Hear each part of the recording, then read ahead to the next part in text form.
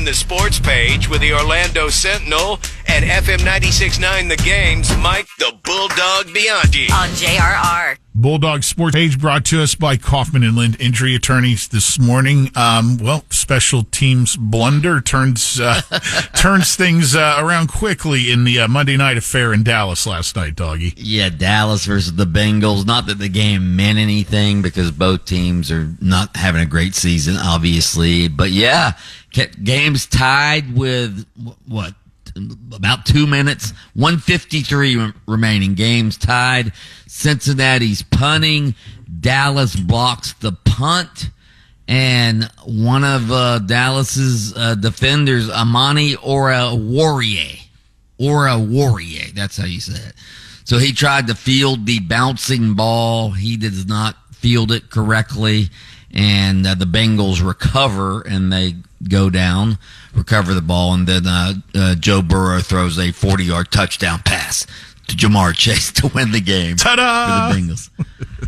It's hard to blame the guy because the ball's bounces right there, and he's just sort of reacting to it. Yeah. So, but he still didn't sleep last night. Well, when usually you don't see the block punt going beyond the line of scrimmage in most cases, which the rule is a little different once that happens, and thus the end result here not good. Yeah, and the special teams coach of the Cowboys was just waving, "Get away from the ball! Get away from the ball!" Yeah.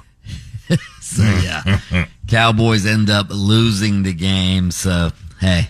Their season's about over. The Bengals nor the Cowboys are going to make the playoffs. So, again, it was a good game, as far as star players were, because the Bengals have some really good players, but as far as meaningful games, not very meaningful.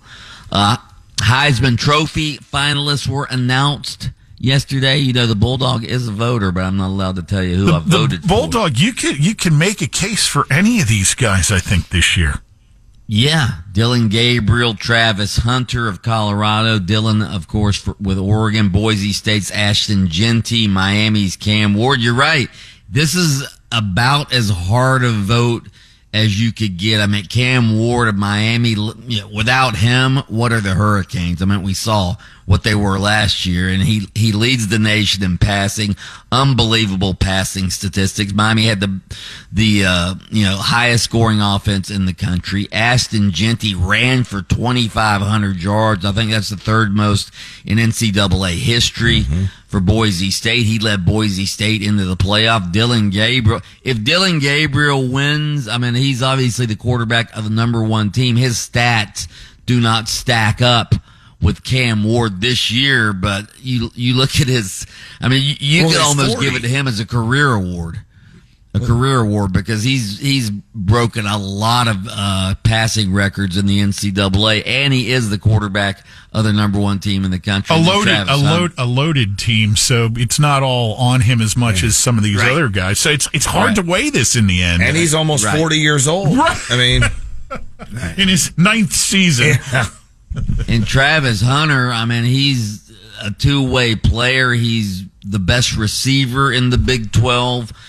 He's the best defender in the Big 12. He plays almost every play. So I think he's going to win. I'm not going to tell you who I voted for, but I think he's going to win it. I'm leaning towards him, too. What about you, Lynch? Take your heart out of Miami and everything else. I probably Hunter. Yeah. Just you don't see that two-way thing ananymore. Not at that level. He's amazing. Not at that level. So yeah. No. Speaking of college football, so I was reading a story this morning in the Sentinel about Miami. They're coming to the Pop-Tarts Bowl to play Iowa State. And is Cam Ward even going to play in that game? He says he is, but you're already seeing a bunch of players opting out of these bowl games. Florida's playing Tulane in the Gasparilla Bowl. Tulane's quarterbacks already opted out.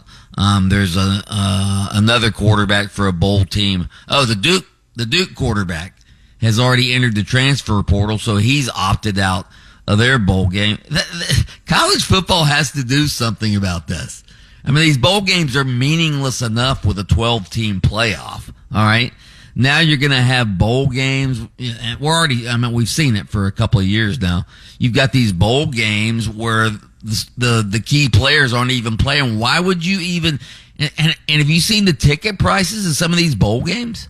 Why would you buy a ticket and travel to a bowl game when it's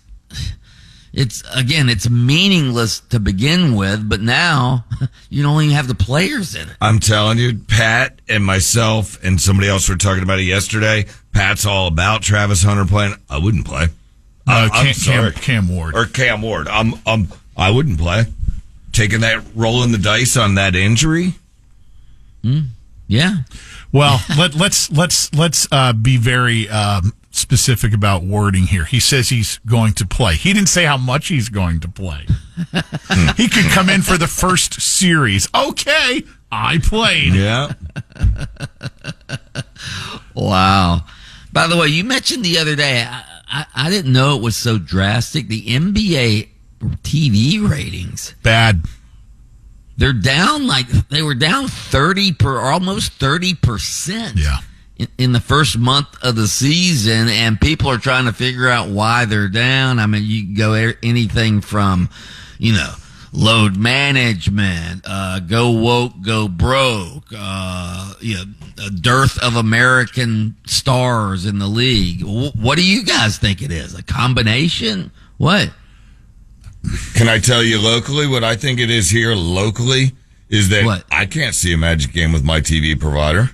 Can you, Pat? We're in the minority. I know that, but I'm saying there's got to be in a couple other places. I just think people are kind of Okay, but I'm talking about the national TV ratings. I think it's a combo. I'm not talking about of everything. I'm talking about ESPN. Like ESPN's national broadcasts are down almost 30%. I'll tell you what that I think. That has nothing to do with Bally Sports Florida or anything. I think there's just a general lack of enthusiasm outside of the cities that have teams. There's just too many people who just have too much going on in their lives that NBA just, in the big scheme of things, it just doesn't rank. Plus, you know what else? It's sort of like college basketball now. There's just too many games, and there's too many games.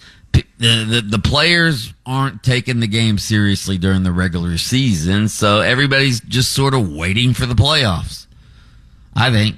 But we've got the Cup tournament continuing tonight with the Magic trying to stay alive in Milwaukee. That's right. Going to Milwaukee, the Cup is on the line. I wish and I realize nobody really takes this NBA Cup seriously, but I do wish the Magic had their players to at least be able to compete for it tonight. Yeah, it'd be nice to see how they would fare at full strength. Yeah.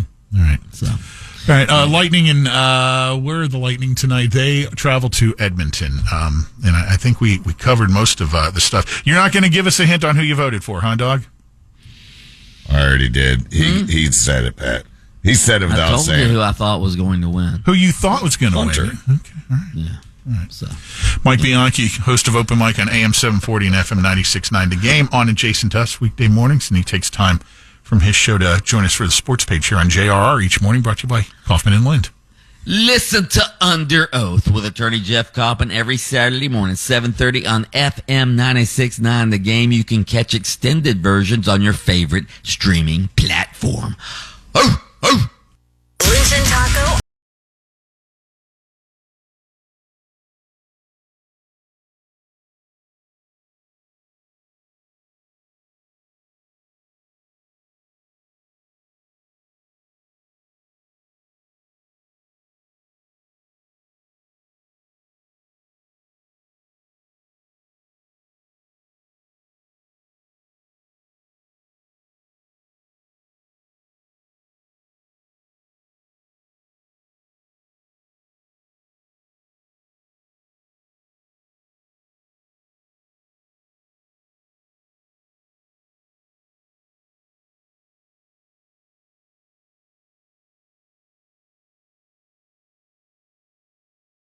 On demand. Download the iHeartRadio app. From the boat.